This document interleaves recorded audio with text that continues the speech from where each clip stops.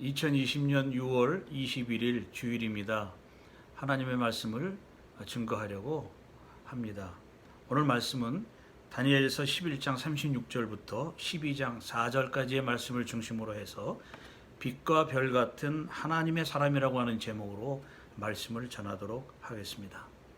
다니엘서를 처음 설교한 본문을 다시 기억해 보면 다음과 같습니다.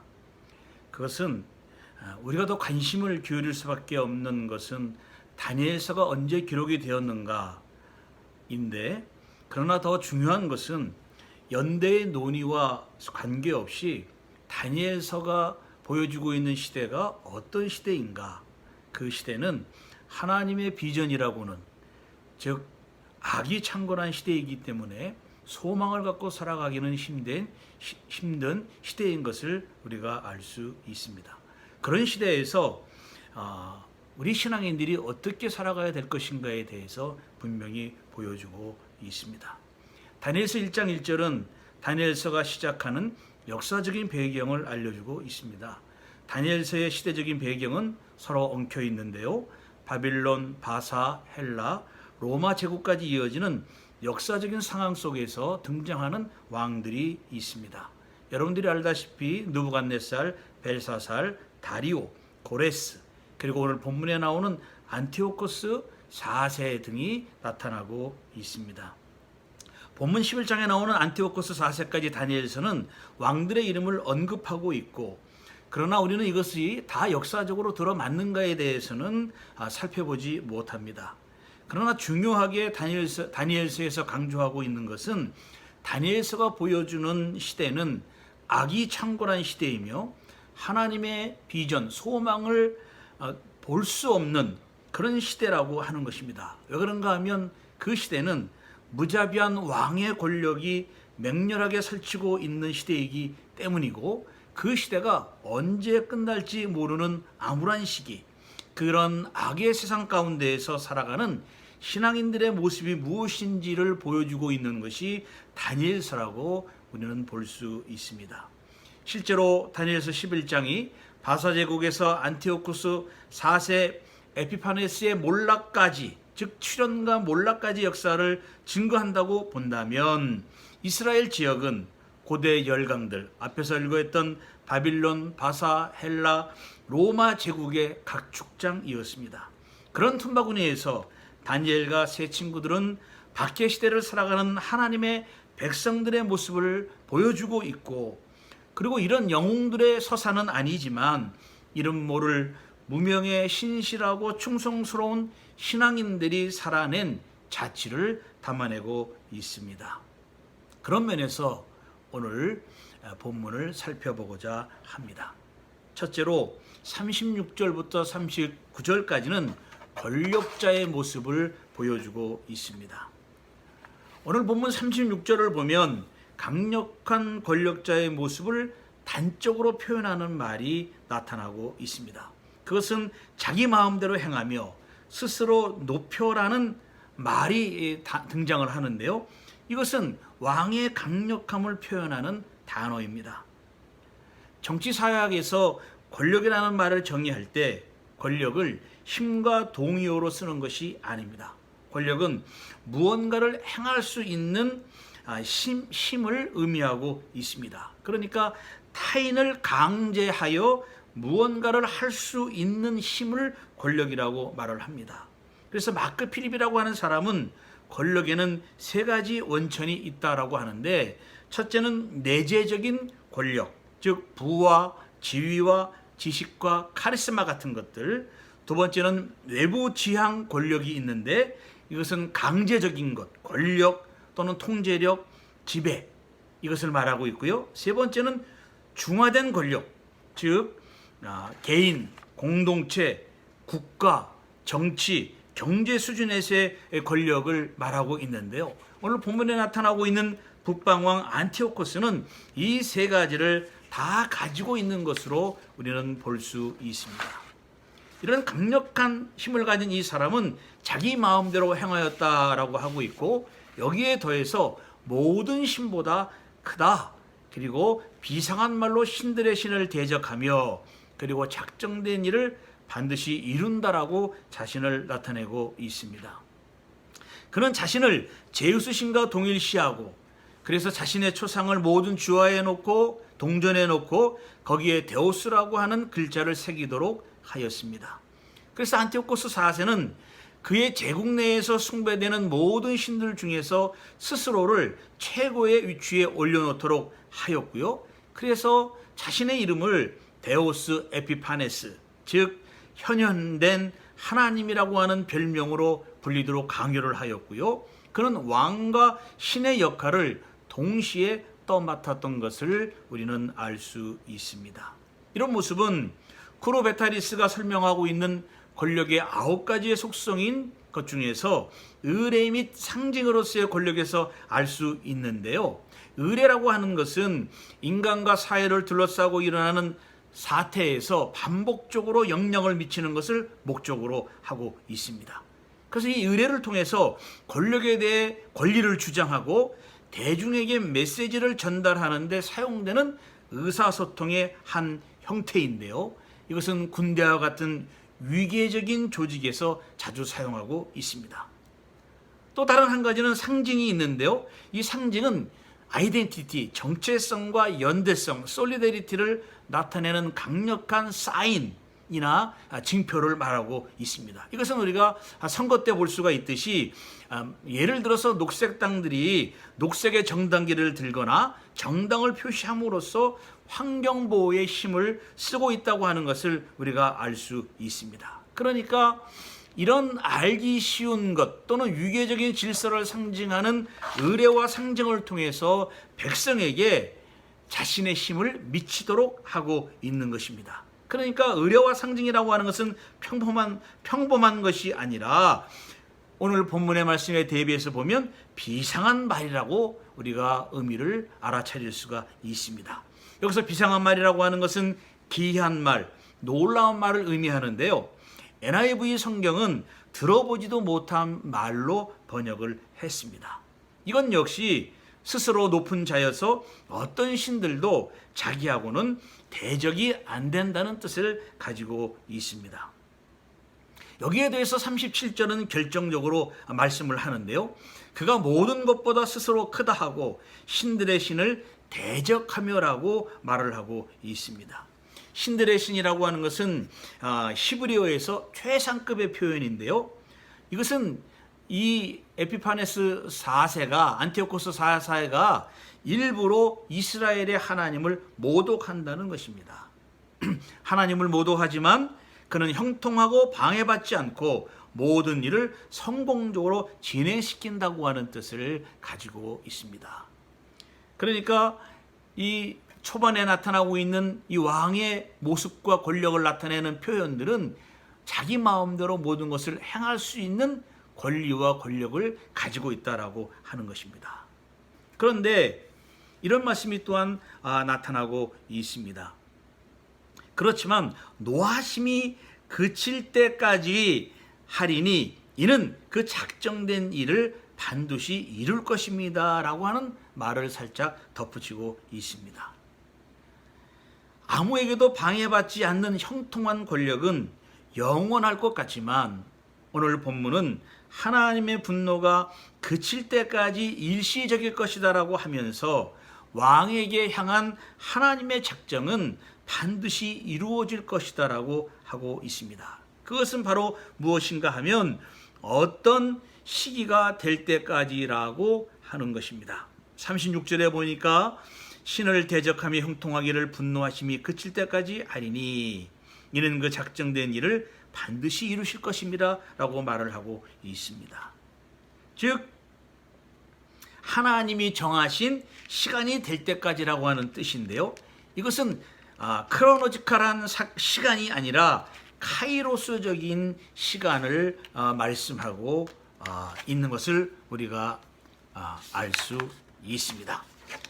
전도서 3장 1절부터 11절에 보면 이런 말씀이 있습니다. 천하의 범사에 기한이 있고 모든 목적이 이룰 때가 있느니 날 때가 있고 죽을 때가 있으며 심을 때가 있고 심은 것을 뽑을 때가 있다라고 하는 말씀이 있습니다.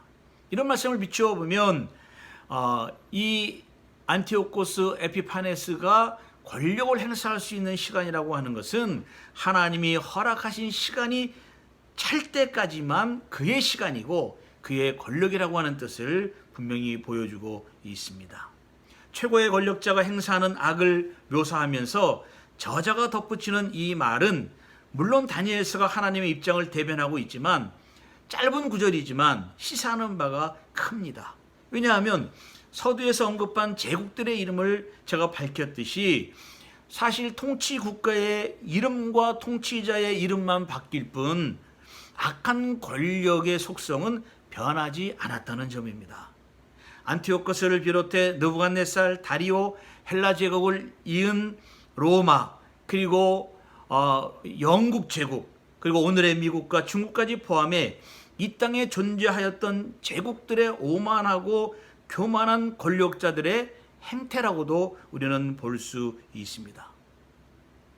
우리는 하나님이 작정된 일을 반드시 이룰 때까지라고 하는 말씀을 통해서 현실을 비관적으로 보거나 또 악이 잘 되는 것을 좌절해서는 안 되는 것입니다. 하나님의 선한 약속을 믿고 붙잡는 신자에게는 현재에서 겪는 질고와 고통에 의해서 실족해서는 안 되는 것이고요. 특별히 별과 같고 빛 같은 하나님의 사람은 그저 묵묵히 한 길을 걸어가야 할 사실이라고 하는 것입니다. 부당한 권력에 의해서 피해를 입어서 그것에 대해서 저항할 수도 있지만 오히려 스스로를 다독이며 격려하며 하나님이 주신 일을 하나님이 허락하신 그곳에서 성실하게 일을 하여야 하는 것이 본문에서 주어진 성도들의 위치요 또 태도요 또 하나님께 신실함을 나타내는 신자의 모습이라고 볼 수 있습니다. 37절과 38절, 39절은 왕의 권력 남용과 잔악한 통치 행태를 묘사하고 있습니다.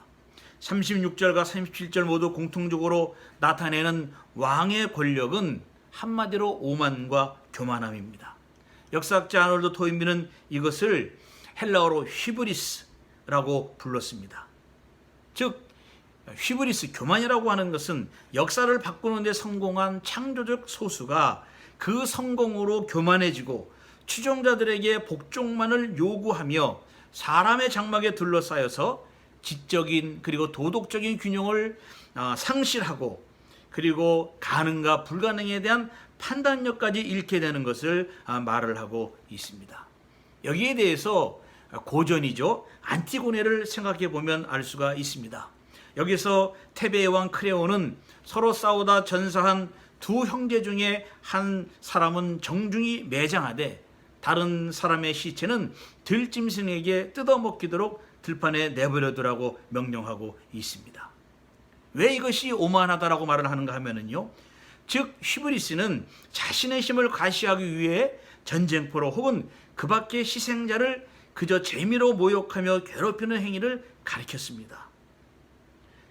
그러니까 크레온이 사체를 매장하지 않고 들판에 방치한 것 역시 히브리스의 이 야만적인 어원에 잘 어울린다고 볼 수 있습니다.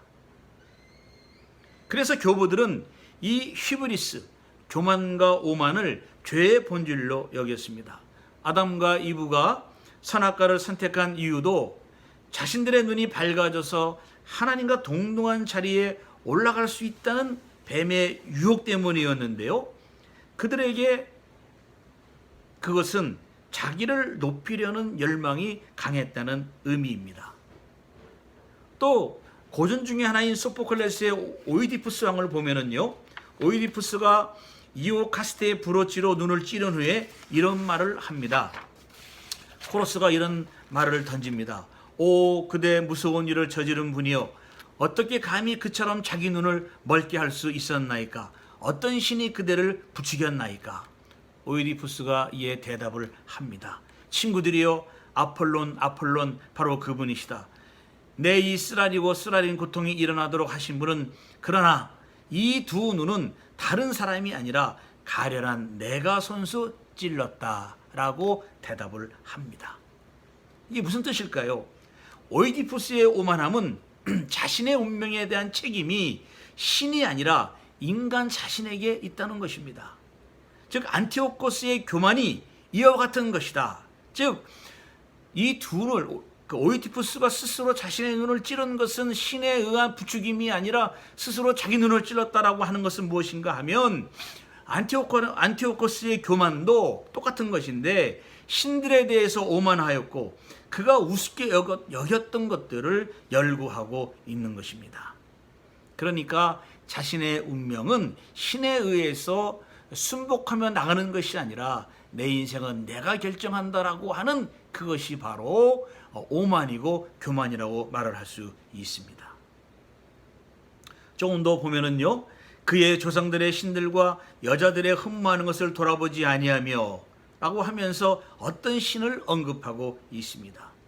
조상들의 신은 왕조 내에서 이어져 온 신앙이고 특히 여자들이 흠모하고 있는 것은 여인들이 마음에 바라고 있던 물건들이기도 합니다.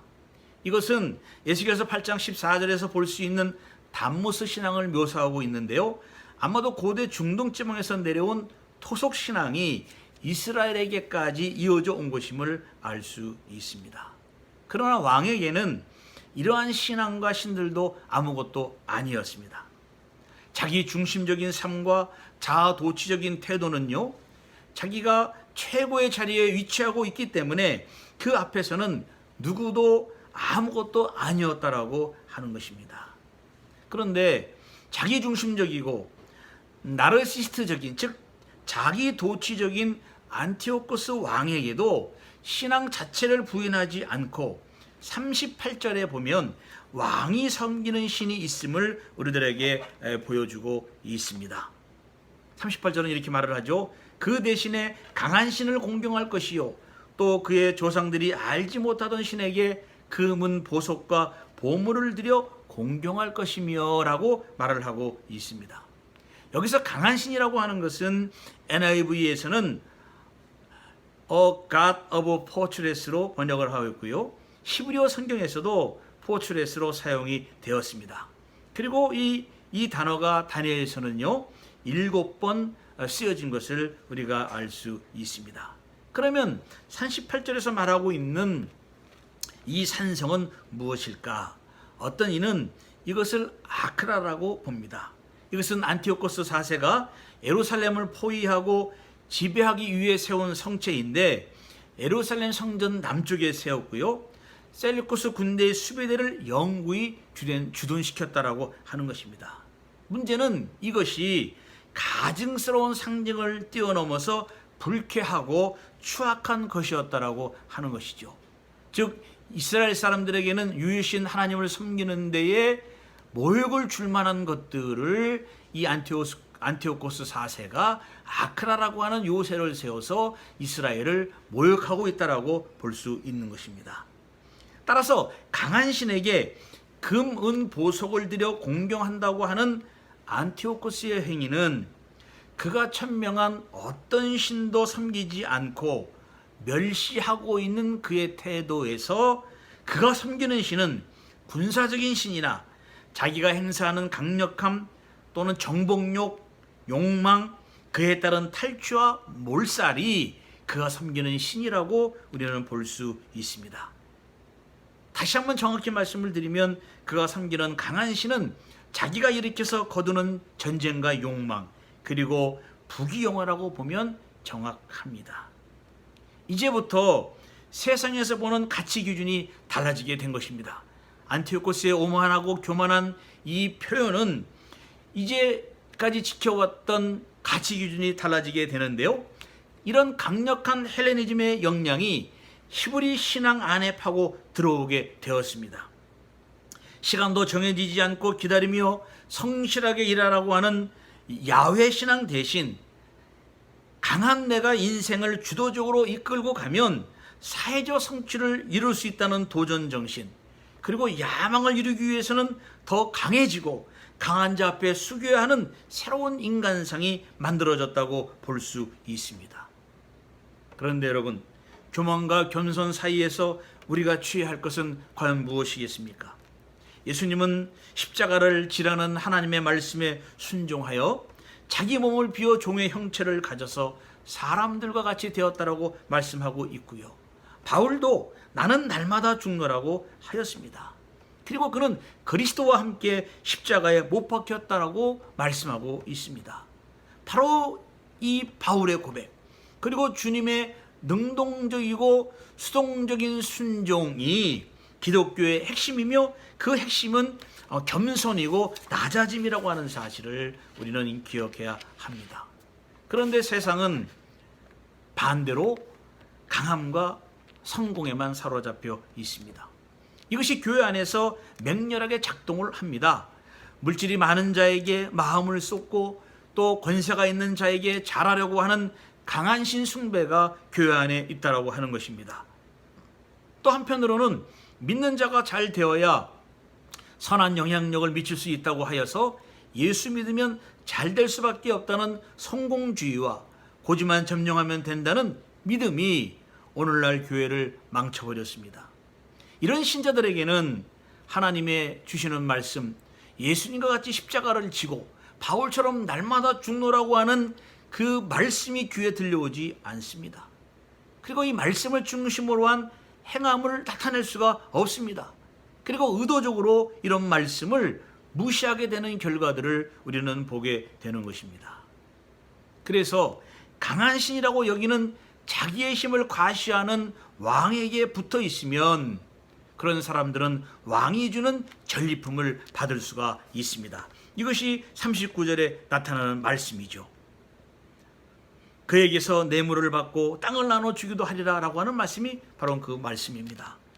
왕은 측근들에게 권세를 적절히 나누어 주고 물질도 주어서 자신을 섬기게 한다고 하는 것입니다. 성도 여러분, 신자에게는 형통할 때는 물론이지만 암울하고 빛이 안 보이는 지금 이 시간에도 유일한 강한 신과 요새는 권력과 욕망과 성공하려고 하는 야망이 아니라 오직 여호와 하나님, 야훼 하나님이라고 하는 사실을 우리는 마음속에 새기고 있어야 합니다. 우리의 삶이 지금은 어렵고 힘들지만 때로는 모독과 수치감을 느낄 수 있지만 성령의 인도하심을 따라 신앙을 지키는 자에게 다니엘서 7장 13절과 14절에서 말씀하고 있는 신실한 자들이 얻을 권세와 영광을 이미 말하고 있습니다. 시편 27편 1절을 보면 여호와는 나의 빛이요 나의 구원이시니 내가 누구를 두려워하리요. 여호와는 내 생명의 능력이시니 내가 누구를 무서워하리요. 이런 말씀이 있습니다. 또한 이사야서 25장 4절에 보면 주는 포악자의 기세가 성벽을 치는 폭풍과 같을 때에 빈궁한 자의 요새이시며 환난당한 가난한 자의 요새이시며 폭풍 중에 피난처시며 폭양을 피하는 그늘이 되셨다라고 분명히 말씀하고 있습니다. 하나님은 약해서 어쩔 줄 모르는 신자에게 악인이 먹으려고 달려드는 위기의 순간에, 그리고 무서워 당하고 떨고 있는 신실한 신자에게 하나님은 지키시고 그들을 숨겨주시고 그늘이 되시는 분이라고 하는 사실을 꼭 믿으시기를 바랍니다. 하나님은 강함을 추구하고 욕망하는 신자들보다는 겸손하게 오만하지 않고 묵묵히 일희간지하며 십자가를 지는 신자에게 성령의 능력을 주셔서 하나님의 나라와 하나님이 그리시는 새로운 창조의 날을 만들어 가실 줄로 믿습니다. 두 번째는 40절부터 45절까지의 말씀입니다. 권력자의 종말인데요. 이 부분은 다니엘서를 읽는 독자들이 아직 경험해보지 않은 미래의 예언입니다. 오늘 본문 36절부터 39절의 말씀이 역사적인 사건을 얘기하고 있다라고 한다면 40절부터 45절까지는 그야말로 예언의 말씀입니다. 그러나 구체적으로 역사적 상황이 무엇인지를 명확하게 알기는 어렵습니다. 이전까지는 구체적인 역사적 현실을 묘사하고 있지만 40절 이하부터는 아직 일어나지 않은 사건들을 나타내고 있기 때문이에요. 그러면 40절부터 45절을 요약해서 말씀을 드리도록 하겠습니다.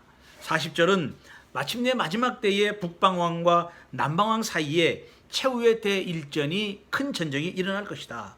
남방왕이 선제 공격으로 북방왕을 공격할 것이나 북방왕이 병거와 마병과 많은 배로 해오리 바람처럼 그를 반격할 것이다.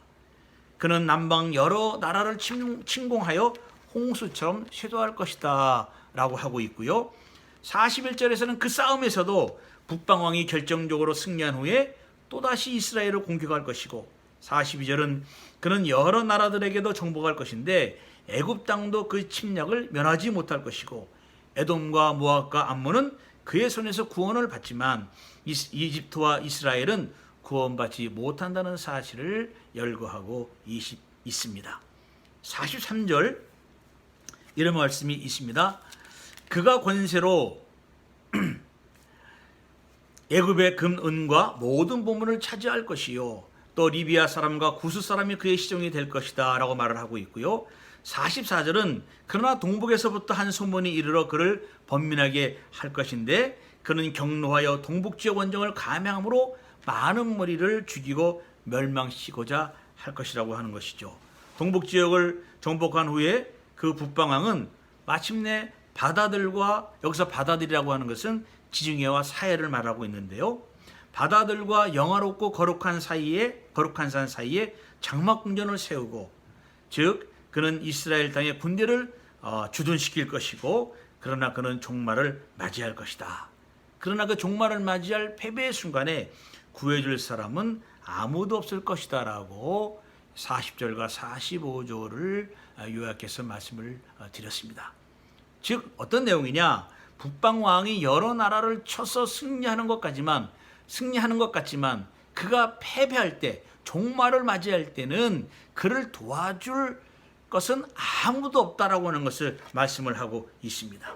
그래서 많은 사람들이 여기에 나타난 북방왕이 과연 누구이냐, 많은 사람들은 안티오코스 4세라고 말을 하고 있고, 또 어떤 사람들은 옥타비아누스라고 말을 하는 사람도 있지만 대체적으로 안티오코스 4세라고 말을 하고 있는데 실제적인 역사적 사실과는 맞지는 않습니다. 왜냐하면 40절에 서로의 반격을 가했다거나 41절에 영화로운 땅에 등장했다거나, 그리고 안티오코스가 이집트를 정벌하고 리비아와 구스를 점령했다고 하는 43절이나 블레셋 평지에서 최후의 종말을 맞이했다는 45절의 이야기를 기록한 어떤 고대 문헌도 발견되지 않았기 때문에 이 사람이 반드시 안티오코스 4세라고 특정적으로 말할 수는 없습니다. 왜냐하면 이 안티오코스 4세의 마지막을 다르게 보도하고 있거든요. 즉 폴리비우스가 쓴 책에 보면 안티오코스가 페르시아의 타바에서 정신 이상으로 사망했다라고 보도하고 있습니다. 맨 처음 서두에서 말씀드렸듯이 역사적으로 이것이 꼭 맞느냐가 중요한 것이 아니라 중요한 것은 무엇이냐, 당시의 독자나 지금 이 말씀을 읽고 있는 우리가 서 있는 위치가 강력한 제국이 서서히 무너져 내리면서 새로운 날을 맞이하는 어느 시점에 처한 상황에 있다라고 하는 것입니다.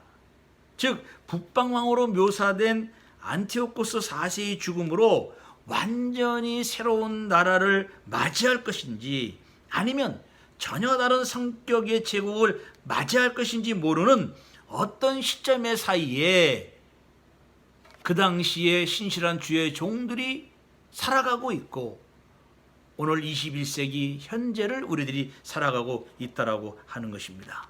특히 45절에서 그가 장막궁전을 바다와 영화롭고 거룩한 사이에 세울 것이나 그의 종말이 이르리니 도와줄 자가 없으리라라고 하는 이 말씀을 우리들이 꼭 기억해야 됩니다. 즉 어떤 제국이든지 멸망할 때에는 누구도 도망갈 수 없을 정도로 급속하게 멸망한다는 것이에요. 피할 틈도 없이 무너져 내린다라고 하는 경고입니다.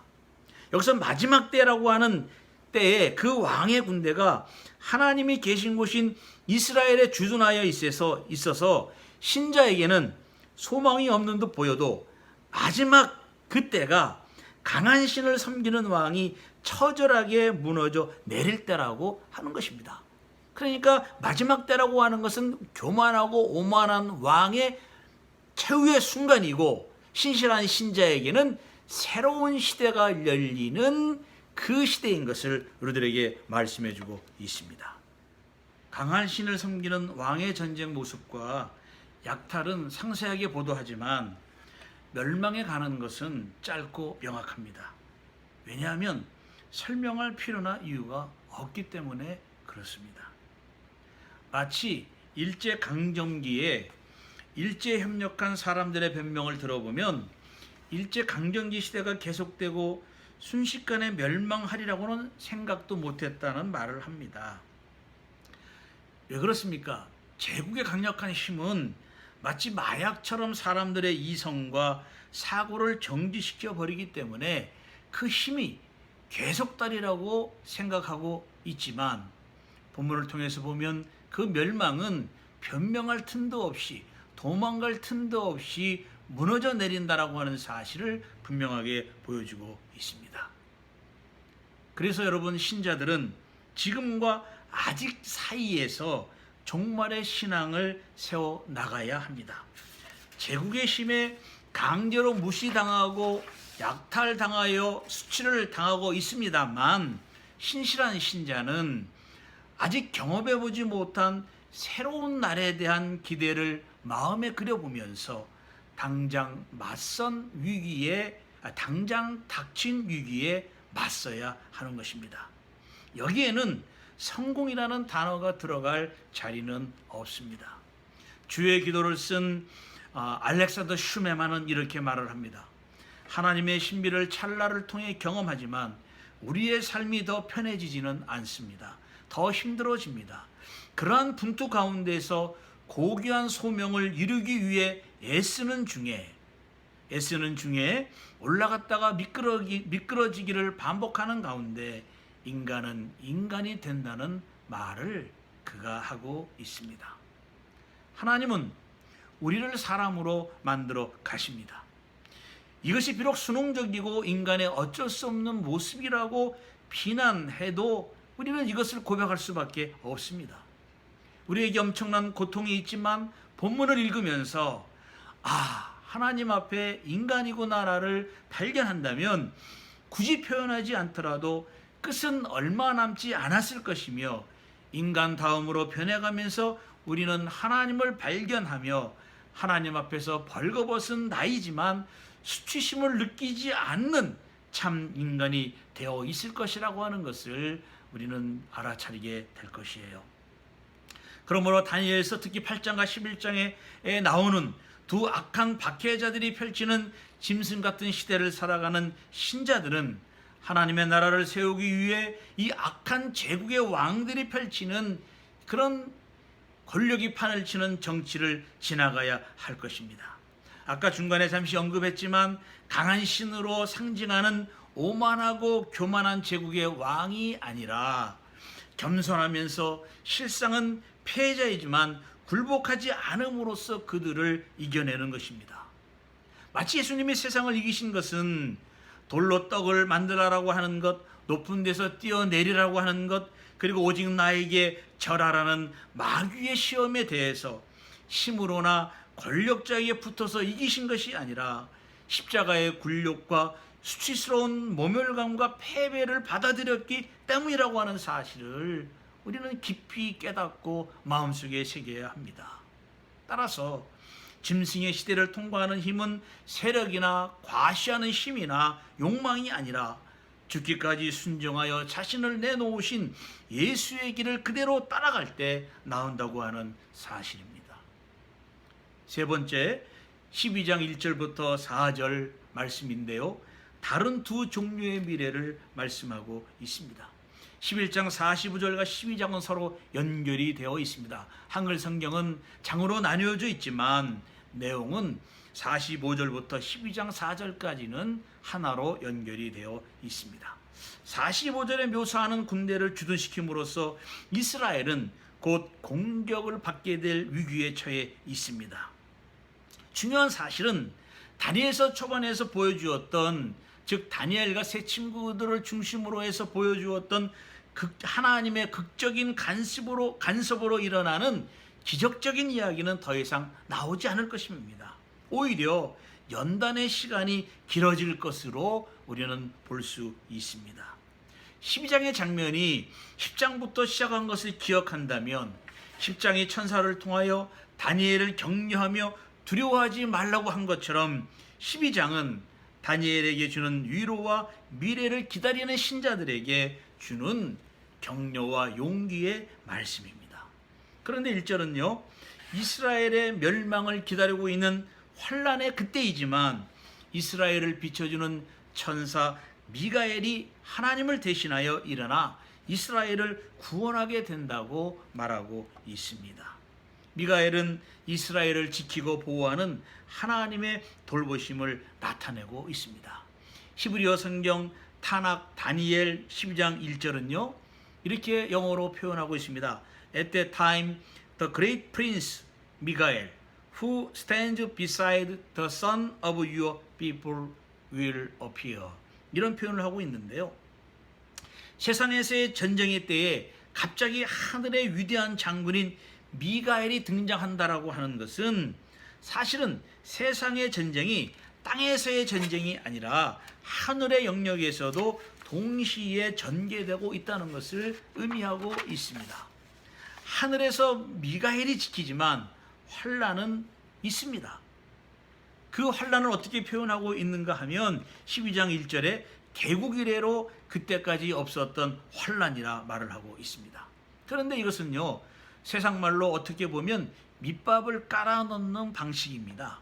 즉 이야기, 서사의 극대화를 위해서 지금까지 당한 환란도 무시무시한데 그것보다 더한 환란이라고 하는 표현은 무엇의 전이, 즉 무엇의 트랜지션을 위해 고안한 문학 장치로 볼 수가 있는데요. 즉 하늘의 상황을 묘사해 주면서 세상에서의 환란은 이미 하늘의 존재가 등장함으로써 무력하게 될 것을 예측하게 합니다. 즉 하늘의 천상의 존재가 나타남으로써 세상의 그 전쟁이 정말로 감당하기 어려운 것으로 생각할 수 있지만 반대로 하늘의 존재가 등장하게 됨으로써 세상에서의 환란은 아무것도 아니게 된다라고 하는 것을 우리들에게 예측하게 만들어준다고 하는 것입니다. 그런데 미가엘이 등장하자마자 평탄해지는 것이 아니라 대환란을 언급하고 있는 것은 구원에 관한 소망은 그냥 주어지지 않는다고 하는 것을 덧붙여서 말씀해주고 있습니다. 따라서 독자들이나 신자들이 생각해야 될 것은 앞으로 어떤 무시무시한 환란과 공포가 있어도 미가엘이라는 수호천사가 등장함으로 전쟁은 이길 것이다 볼 수 있습니다. 페르시아의 제국을 수호하는 수호천사가 두 뼈이라고 한다면 다니엘서 10장 21절에도 미가엘이 나오는데요. 미가엘의 이름의 뜻이 누가 하나님과 같은가라고 하는 뜻을 가지고 있습니다. 그렇다면 세상에 존재하는 땅 위에서의 전쟁은 신자들이 치르기 쉬운 전쟁은 분명히 아닙니다. 어렵고 힘들기 때문에 하나님이 존재하시는 온 우주의 영역인 하늘과 땅 위의 신자들이 연결이 되어 있다는 것을 우리가 알아야 되는 것이에요. 그래서 하늘의 전쟁에서 승리한다고 하는 것은 땅에서의 전쟁도 승리한다는 보증을 이 당시 독자들과 21세기 우리들에게도 확인시켜주고 있는 것입니다. 그래서 다니엘서 저자는 이런 사실을 예언으로 알려주고 있고 아포칼립티라고 하는 틱이라고 하는 묵시로 살짝 들추어서 보여주고 있습니다. 즉 신자들은 반드시 승리하기 때문에 물러서거나 짐승인 권력자에게 항복하지 말라고 합니다. 즉 정답을 가르쳐주는 예언이라고 볼 수 있는 것이죠. 그럼에도 현재 닥치는 환란으로 인해서 신앙을 포기하는 자들이 계속 나온다라고 하는 사실입니다. 신자들에게 있어서 고난은 악의 세계에서 빛의 세계인 하나님 나라로의 전이, 즉 트랜지션 때에 반드시 거쳐야 하는 과정입니다. 마치 하박국 선지자가 말한 것과 같습니다. 하박국서 3장 17절과 17절에 보면 이런 말씀이 있죠. 비록 무화과 나무가 무성치 못하며 포도나무에 열매가 없으며 감람나무에 소출이 없으며 밭에 식물이 없으며 우리의 양이 없으며 외양간에 소가 없을지라도 나는 여호와를 인하여 즐거워하며 나의 구원의 하나님을 인하여 기뻐하리로다 라고 하는 고백과 같은 것입니다. 즉 절대절명의 순간에도 소망을 오직 하나님께만 두는 훈련이며 하나님 없는 세상에서의 존재는 의미 없음을 처절하게 체험하는 훈련이라고 하는 사실입니다. 이런 신자들이 오늘 본문에 나와 있는 책에 기록된 모든 자라고 우리가 알 수 있습니다. 12장 1절에 내 백성 중 책에 기록된 모든 자가 구원을 받을 것이다 라고 하는 것이죠. 따라서 절대절명의 순간에 오직 하나님께 소망을 둔 자만이 책에 기록된 모든 자라고 한다면 우리 신자들은 큰 환난 가운데에서 환난을 피하는데 급한 것이 아니라 적극적으로 신앙을 지키는 모습을 가져야 할 줄로 분명히 믿습니다. 겉무늬만 신앙인이 되어서는 안 된다고 하는 것이죠. 고난을 통해서 이 세상에 대한 신자들의 가치관을 확인시켜 주는데 일상의 삶에서 신자들이 가장 사랑하는 것이 무엇인지 질문하고 고민하게 만들어서 무엇을 선택할지를 결정하게 합니다. 아무도 그 결정에 이의를 제기하는 사람은 없을 것입니다. 다만 그 결정과 가치관, 사랑하는 것에 대한 선택이 하나님 편에 서는 것인지 아니면 세상 편에 서는지를 분명하게 보게 함으로써 의로운 이들의 이름이 적힌 책과 악인의 이름이 적힌 책으로 나뉘어진다라고 하는 것을 알려주고 있습니다. 다시 말씀드리지만 대환란은 구원받을 신자를 드러나게 하는 시험지이며 시기입니다. 편안하고 행복한 현대의 시기에서는 우리가 어떻게 살아왔는가, 어떤 행위를 했는가에 따라 우리의 미래와 연관이 되어 있다고 하는 사실입니다. 따라서 하나님은 일상생활에서 찬양을 받으시는데도 기뻐하시지만 고난 속에서 하나님을 찬양하는 자를 구원하시기를 기뻐하신다고 하는 것이지요. 성도 여러분, 신앙에서 그렇기 때문에 우리의 신앙에서 결심의 순간이 반드시 필요합니다. 즉 패러다임의 전환이 필요하다라고 하는 것입니다.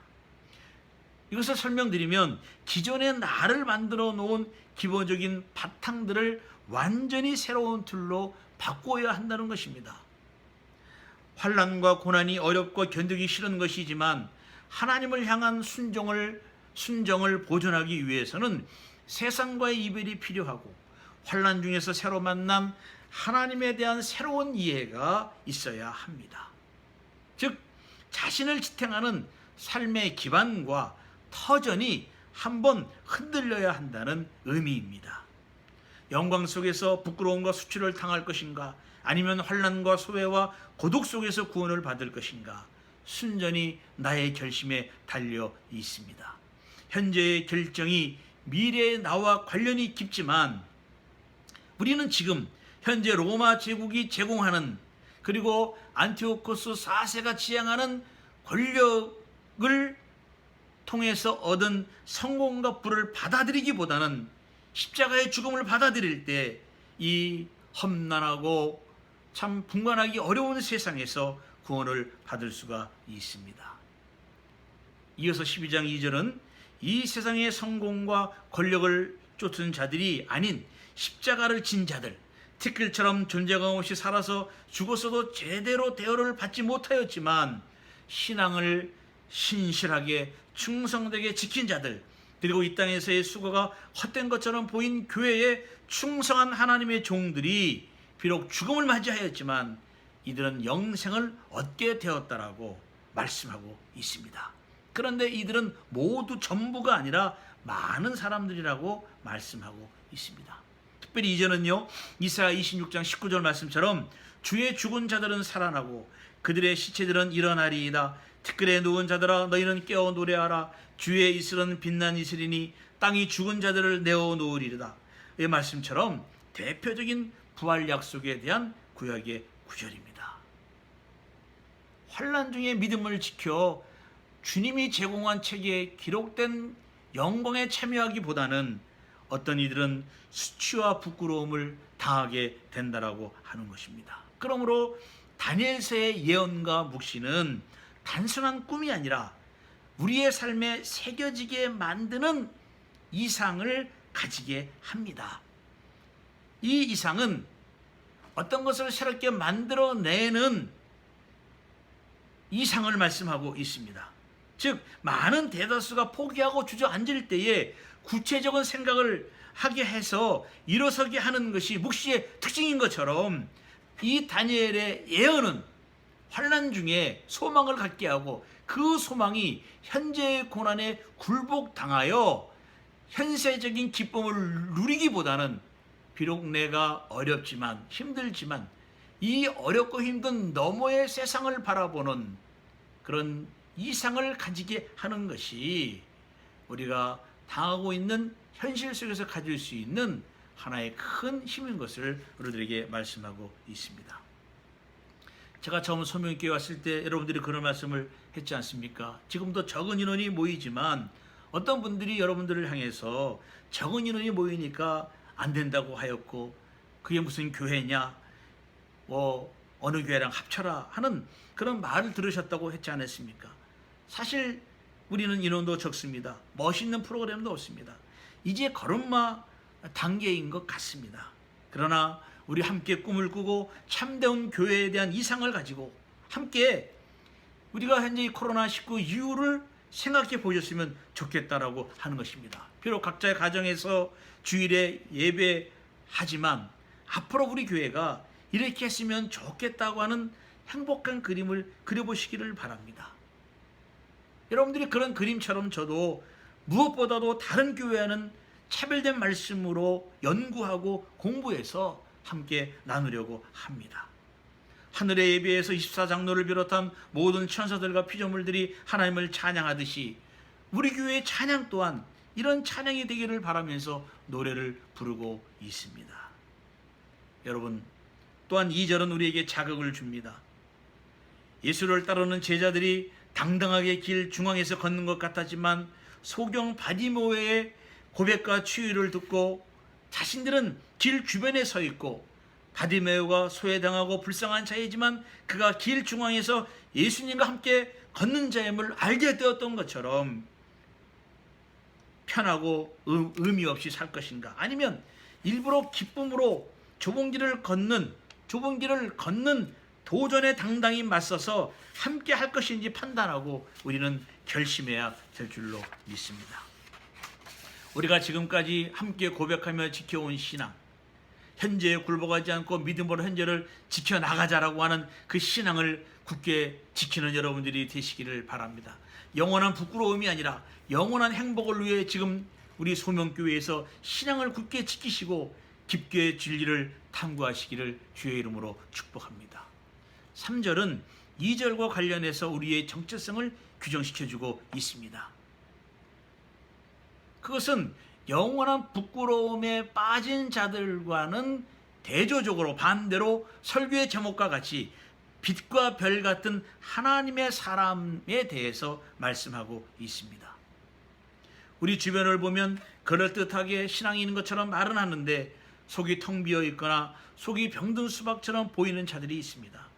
참 멋있게 신앙생활하는 것처럼 보여서 판단하고 권면하는데 속에서는 쉴 사이 없이 비교하고 내가 어디에 가면 폼이 날까 저울질하는 사람들을 볼 수 있습니다. 큰 교회 가서는 존재감이 없어 그런 교회는 가지도 못하고, 작은 교회는 또 너무 작아서 부담이 되어서 못 가고 하는 그런 사람들을 보게 됩니다. 그런 분들은 그러죠. 작은 교회를 도와주러 왔다. 여러분, 하나님의 교회는 도와주러 가는 것이 아닙니다. 하나님의 교회는 하나님의 신실한 말씀을 붙잡고 성도가 함께 하나님이 원하시는 하나님의 공동체를 이루어 나가는 교회가 되기 위해서 그 교회에서 함께 말씀을 듣고 실천하는 것이 교회에 출석하는 또 하나의 의미가 되는 것입니다. 그래서 그런 사람들은 끝은 어떻습니까? 불평하고 모든 원망을 교회에 풀어놓고 교회를 어지럽게 하고 나가는 자들이 있는 것을 보게 됩니다. 이런 자들을 우리는 어리석은 자들이라고 부를 수 있습니다. 그러나 지혜 있는 자와 사람을 옳은 대로 돌아오게 하는 자는 빛과 같이 빛날 것이요 별과 같이 영원토록 빛나리라고 본문은 증언하고 있습니다. 이런 사람들은 환난과 핍박 속에서도 지혜로운 아름다운 진리의 길을 소개하여 때로는 칼에 잘리고 불꽃에 사라지고 약탈당하고 쓰러지지만 사람들을 향해 진리를 분별하도록 설명하고 외치고 알려줌으로써 빛나는 존재가 될 것입니다. 이미 빛이 나는 존재이기 때문에 경건한 말씀을 듣고 순종하는 복받은 신자라고 하는 것입니다. 다니엘서 11장 33절에 보면 백성 중에 지혜로운 자들이 많은 사람을 가르칠 것이나, 이런 표현이 있는 것처럼 말씀에 사로잡혀 빛나는 신자는 말씀을 분별하지 못하는 어리석은 자들에게 방향을 알려주는 별과 같이 빛나는 존재로 우뚝 서게 될 것입니다. 4절은 다니엘이 말하는 독자들, 그리고 현대 우리들이 사는 시대가 많은 사람이 빨리 왕래하며 지식이 더하는 시대로 묘사하고 있습니다. 그런데 천사는요, 계시된 말씀을 마지막 때까지 간수하고 임봉하라고 합니다. 그 이유는 미래의 독자들을 위한 예언이기 때문이고 먼 미래에 일어날 일이기 때문이었습니다. 그리고 많은 사람이 분주하여 왕래하여서 지식이 더하여지는 것 같지만 너무 바쁘기 때문에 말씀에 대한 기준이 희미하여 지기 때문에 말씀을 간수하고 봉하라고 하는 것입니다. 즉 지식이 더하여 말씀이 더 진지하고 지혜롭게 여길 것 같지만 분주한 사람들은 지식이 더하여져서 지혜롭다고 스스로는 여기지만 실상은 말씀의 기준을 잃어버린 거짓 지식이 증가하여 진리를 구별할 지혜를 잃어버릴 수 있기 때문에 그렇다고 하는 것입니다. 말씀을 맺습니다. 저희가 영국에 살 때 광고를 보면 이런 광고가 있었습니다. 부인이 집에 도착해서 초인종을 울릴 때 남편은 전자레인지에 음식을 넣고 돌리면 부인이 이제 계단을 통해서 집에 들어옵니다. 그런 음식이 준비되어 함께 부부가 식사하는 광고를 보았습니다. 우리가 요즘에 인사할 때 보면 많이 바쁘시죠라고 하는 말을 하듯이 이 세상은 지금은 빨리 성과가 나오지 않으면 문책하거나 해고하기도 하고요. 또 설교하고 3분 이내에 은혜를 주지 못하면 무능한 설교가라고 말을 하는 사람도 있습니다. 모두가 바빠서 빨리 하지 않으면 적응하여 살 수 없는 시대가 되었습니다. 맥도날드처럼 막 나오는 음식을 우리는 정크푸드라고 한다면 오랜 시간 정성을 들여서 푹 삶거나 여러 과정을 거쳐서 나오는 음식에 우리는 경의를 표하고 그 음식을 소울푸드라고 합니다. 빛이 나고 별과 같은 하나님의 사람은 말씀을 잘 간수하여야 합니다. 감각을 건드리는 일회성 음식에 탐닉하기보다는 스스로 공부하고 주시는 말씀으로 자신을 훈련시켜서 믿음에 천착하여야 하겠습니다. 권력은 성과만을 가치로 여기게 하고 이긴 자만이 살아남는 세상의 가치관에 끌려가게 합니다. 그렇지만 우리는 좀 늦어도 말씀을 꾸준히 연구하고 좀 말씀이 길어도 한 구절 한 구절 보관하고 새기고 또 새기는 것이죠. 이것을 우리는 절차 탁마라고 합니다. 그렇게 새겨서 하나님의 뜻을 정확하게 이해하고 그 너머도 볼 수 있는 상상력을 키우는 공부가 된다면 권력이 판을 치는 짐승의 시대에서 세상의 가치관에 휘둘림을 당하지 않고 살아가는 신실한 신자의 모습이 될 수 있다고 분명히 생각합니다. 많은 사람들이 마지막 때라고 하면서도 자기의 유익을 취하기 바쁜 이 시대에 주님의 나라를 소망하며 1cm의 앞도에 치가기 힘든 현대를 살아가는 우리에게 주시는 말씀이 본문의 말씀입니다. 사랑하는 소명교회 성도 여러분, 한 주간도 빛처럼 그리고 별과 같이 빛나는 하나님의 사람들이 되시기를 주님의 이름으로 축복합니다. 기도하겠습니다. 하나님 아버지 감사합니다. 오랜만에 말씀을 증거하지만 영상으로 찍어서 성도들에게 전해드립니다.